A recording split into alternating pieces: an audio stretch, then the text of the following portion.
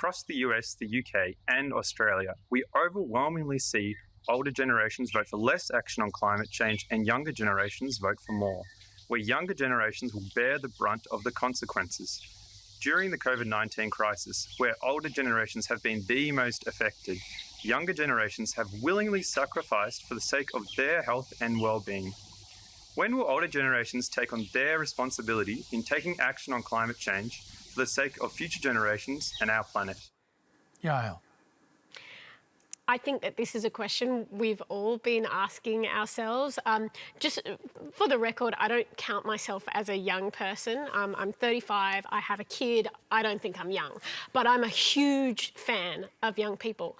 And about a year ago, I learnt too much about climate change and it's turned my life upside down, basically. And that question about when older generations are going to come to the fore and start supporting younger people in this fight for our very existence, that's a big question.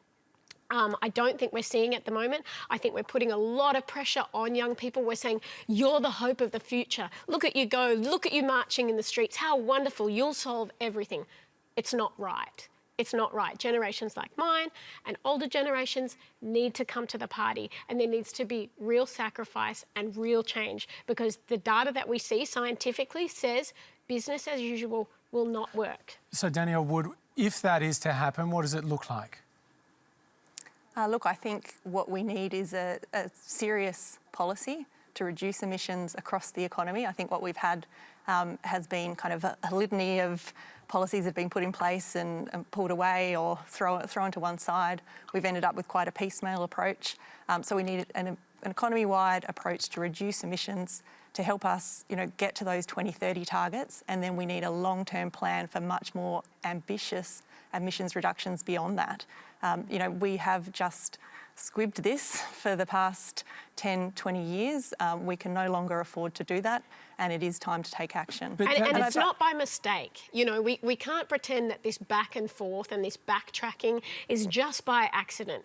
This issue, which really is about basic human rights, ensuring clean air and clean water and a safe place to live, this has become politicised in a way that is criminal, in my opinion. But if Australia couldn't find the political will to take on this challenge before, when the economic conditions were comparatively very good, how are we going to be able to find the political direction on this when our economy is frankly in a much more difficult, precarious position?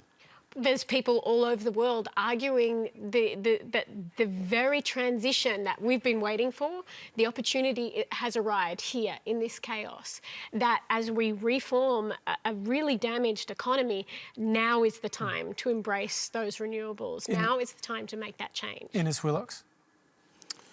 Well, look, Hamish, I've lived through 12 years of climate wars in Australia, and I want it to be resolved soon, and I think we have a very clear outcome here, and that is we work towards and we transition towards a net zero economy by 2050. That's got to be the goal, and I think that's broadly accepted the goal. Out of this... When you say broadly accepted, is it accepted by government?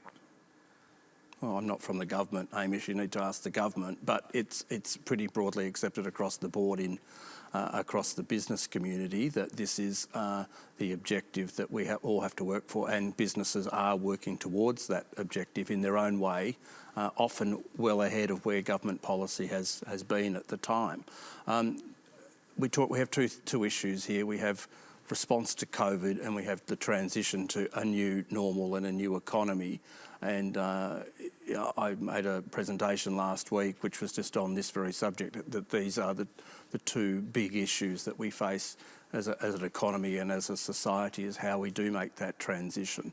Now we're going to have conversations about how we do that, and that's all going to be contested. But out of this, as I said earlier, this has to be policy-led.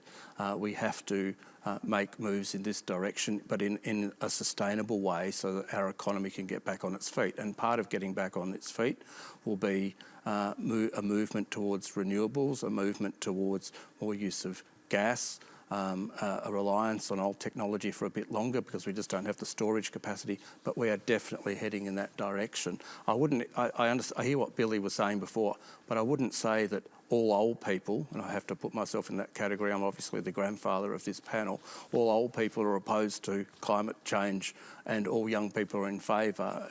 I wouldn't sort of put all old people in that category, a long way from it.